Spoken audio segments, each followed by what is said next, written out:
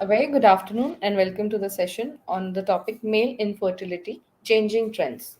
We are glad to have Dr. Meenal Chidgupkar, consultant Apollo Fertility Solapur, among us today to help us understand the topic. The doctor will take us through in the session in the detailed format with the topic and also taking up your doubts and queries in between. So, if you have any doubts, post on the comment section and stay tuned till the last. That we'll be taking the questions in the last. So please be there for the whole session so that you don't miss out the important details as well. Doctor, you have the stage now. Namaste. I'm Dr. Meenal Chidgupkar from Apollo Fertility, Solapur. Today my topic is male infertility changing trends. So friends, you must be knowing that जब infertility पहले India Indian scenario में आया तो whenever a patient used to come, only female used to come to the doctor. Female and her parents, or sometimes female and her in laws, saying that she is not conceiving, she is not getting pregnant. So, doctor, please look after her. But in the due course of time, everyone, even the science, have understood that not only females are responsible for this infertility, but there is an equal share for the male partners also. Sometimes we call that 40% cases it is concerned with the male related infertility, 40% cases it is female related infertility, and in 20% of cases maybe both are normal, there's unexplained causes, and sometimes there are cases where both are responsible for this infertility. So as and when the investigations came and different modalities came, previously we used to check only females, like doctors used to check in infertility scenario only females, but now there's a very much importance on the checking of male factors also, because almost 40% of cases we are dealing with the male factor infertility. So checking males in all aspects is very important. When what is the first thing which we check when couple come to our infertility clinic is we check their fertility quotient. That is what basically, if the woman is having her regular menstrual cycle or not, if she is every month she is developing follicles or not, if the follicle is rupturing or not, then we have to see how both the tubes are patent or not. And then for men, the very important and the basic investigation we have to do is the semen analysis. What is the semen analysis status of that male, to understand what is the fertility quotient of that couple? So whenever patient comes with different reports with us, they are lacking sometimes the semen analysis report, and when we do semen analysis report, we really get to know that the problem sometimes is with the male partner. So what are the causes of this different semen analysis report? From 2010, WHO has devised and now updated every time how to do this semen analysis, and that is done very stringently in all Apollo fertility labs, where with that report we can come to certain conclusions. So if the patient, the scenario can be anything, there can be normal reports and still patient is not getting pregnant, or there are multiple time abortions, or there is an unexplained infertility, then we have to follow a different route of investigations. Then if the patient comes with very low sperm count, or if the patient is having very low motility, sometimes there is very less normal forms in the sperm analysis, semen analysis. Sometimes there is a complete frank azoospermia.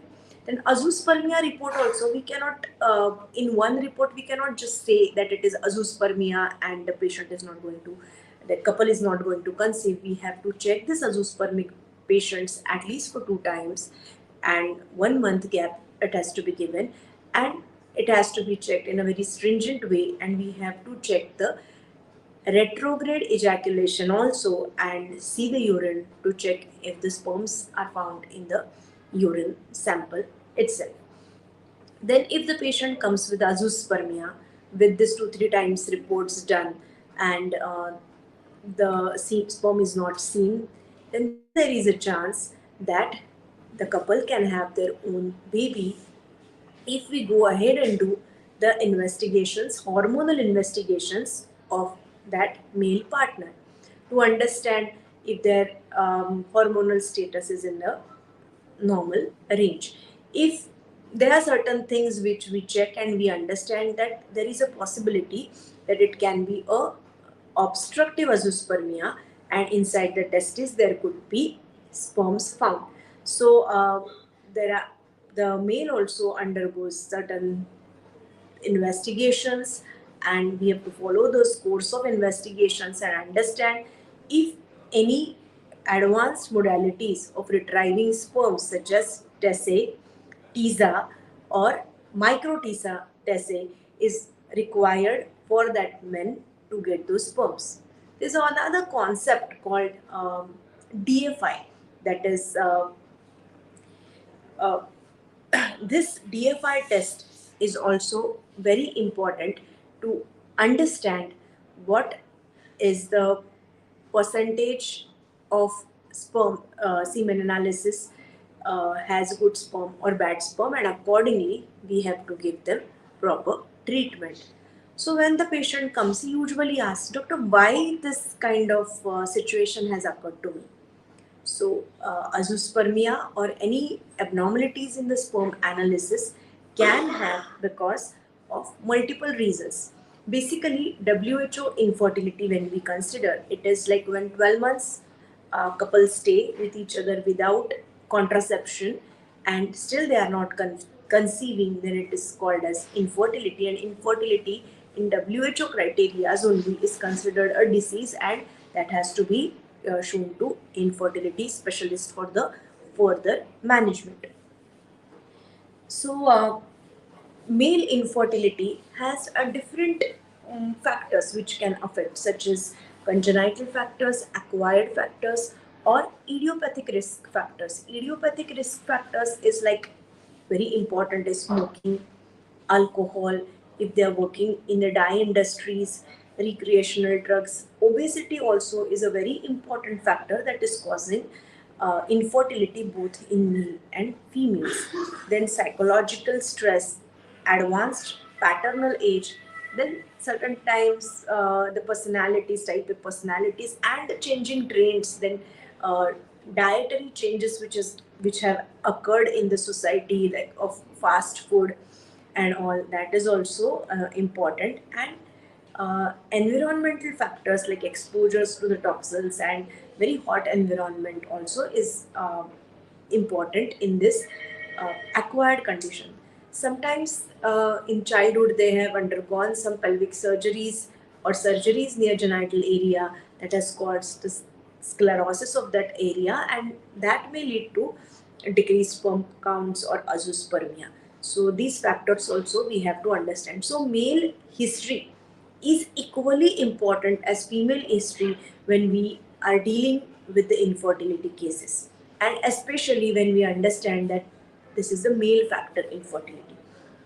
The acquired factors that can be of varicocele formations, there can be testicular trauma, torsion, uh, then germ cell tumors, then there is urogenital infection also can be a cause, then exogenous factors, systemic diseases, mumps in childhood, then certain drugs and surgeries that has compromised vascularization of testes also, and sexual dysfunction, which is itself is a big topic where we have to understand there are certain psychological conditions when where the couple is not able to do proper sexual intercourse, and there are certain problems of erectile dysfunction or other things, and that has to be dealt with the help of psychological counselors, and slowly those uh, males can have their own babies with time. There are certain congenital factors also. In congenital factors, there can be complete absence of the testis, then congenital absence of vas deferens, cryptorchidism, then Y chromosome microdeletion, Kallman syndrome, Robertsonian translocation, and congenital obstruction of uh, testicular ducts is also responsible for these kind of uh, male factors which are responsible. Then initial assessment is we have to do the detailed history, the examination of the genital area, and also the two semen analysis done in 1 month apart. And if there is any problem regarding that, we have to go ahead and do their thyroid status, their hormonal status. The diabetes also is a very important risk factor that may lead to male factor and decreased sperm counts. So checking sugars at particular time also is very important, and glycosylated hemoglobin we have to check. So all these factors when we check and we come to certain conclusions which kind of azoospermia it is, or which kind of male factor infertility, and is it to be dealt with the drugs, or it can be dealt with the surgery, or we have to do the methods such as TSA and then give baby to the couple.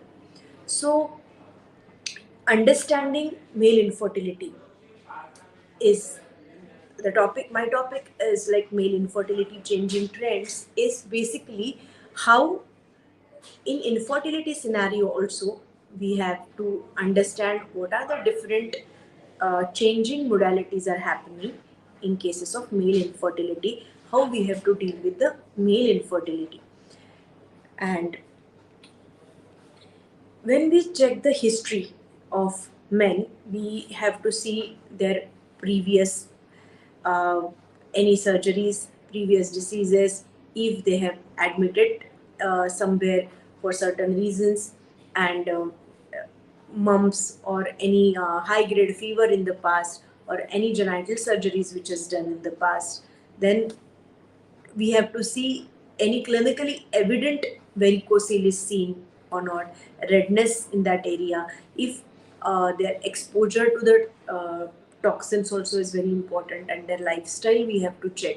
Then we have to check if they are having smoking and other drug uh, consumption habits or alcohol consumption. So accordingly we can guide them, we can tell them what is to be done. In semen analysis, if we found it is having a lot of bacteria or any infection, we have to treat them properly. And sometimes we need to send the semen sample for culture also, to understand which organisms are responsible for this infected sample. So, all such things when we do, and we come to a conclusion that this kind of male infertility is there. Not for all male infertility we need test tube baby. Certain times when there is a moderate or mild male infertility with the oligoasthenoteratospermia or oligospermia, that time we can give some antioxidants, and antioxidants have actually given 3 months of antioxidants have actually given a very good results in cases when there is low sperm counts. But not more than 3 4 months of antioxidants would actually work. So we have to completely understand how many times they have previously taken the medication also. We also have to understand which medications they are taking. Certain times, if they are taking some psychological, they are under psychological problems and they are taking some psychological drugs, that drugs also sometimes are, certain drugs are sometimes responsible for low sperm count, and we have to first understand. Then blood pressure, diabetes, these are the systemic causes of health issues we have to understand, and accordingly we have to give the treatment to male partner. In mild to moderate decreased sperm count, we can go And if the female factor is okay, we can go with the IUI, that is intrauterine insemination, where on the day when there is the follicles are formed and on the day of follicle rupture, within 34 to 36 hours, we can have uh, this sperm, which is like mild to moderate less sperm count. We can concentrate that and put that into the female counterpart, and then we can expect the baby to happen. Because certain times, if the quality of sperm is improved and put at the right place, there is a chance of having babies in the future. So this mild to moderate cases we can go ahead and do with IUI. Certain times we require IVF procedures when there is a severe male factor, very less sperm count. And also in cases when we are using these methods of TESA, that time also we require to go for the um, IVF, or more than that, when the severe male factor is there, we would prefer ICSI, that intracytoplasmic sperm injection. And in those cases, we have to be very clear and tell patients. We cannot tell patients when there is a severe male factor that go ahead and do for the natural or IUI. We have to be very particular that when there is a severe male factor, you have to go for the test tube baby. So in those cases also, it is very important that we have to give proper guidance to the couples and accordingly do the further procedures. When there is unexplained infertility or the multiple times there is abortion, those times we check the DNA fragmentation index. So this test would tell us that if this sperm has a good quality or it is causing this multiple time abortions according to the percentage of this DFI test. And with this DFI, we can go ahead and decide whether we can use that sample, or we have to first give antioxidants, wait for some time, ask the patient to change the lifestyle and reverse this increased percentile in DFI, and then go ahead with the treatment. So all these factors are very, very important. Then these important things are uh, are to be told to the couple when they come to us with the male factor infertility. In male factor infertility, there's also a concern when the patient comes with azoospermia. It is told to them from all their resources, whatever they have, that you will not have your own baby. But frankly tell you, in Apollo Fertility in Solapur also, we have done multiple male surgeries and done many ICSI cases where we have given the results to those males and having their own babies. Now, with the changing trends, it is always possible for azoospermic males to have their own babies, and they can enjoy the parenthood uh, with newer technologies which are available in the IVF techniques now. Now, when azoospermia patient comes to us, that and there are certain multiple previous problems, then certain times we have to check their chromosomal analysis also. And as I told, congenital problems, if the families there is azoospermia, then we have to check their Y chromosome microdeletion. These few tests have to be done to make sure that these kind of things will not go into further progeny. But certain times, only when the male child will develop, then only that's why chromosome microdeletion will be shifted. But if the female child they have, this kind of mutation will not transmit from one generation to second generation. So all these factors, and even certain times when there's a varicose when we are suspecting of obstructive azoospermia, we have to check their ultrasounds. And in ultrasounds, we have to check what a grade of varicocele and if that requires surgery or not. With due course of time, it is proved that varicocele surgery will not give very promising results of increasing semen analysis. So, this male surgery such as tesate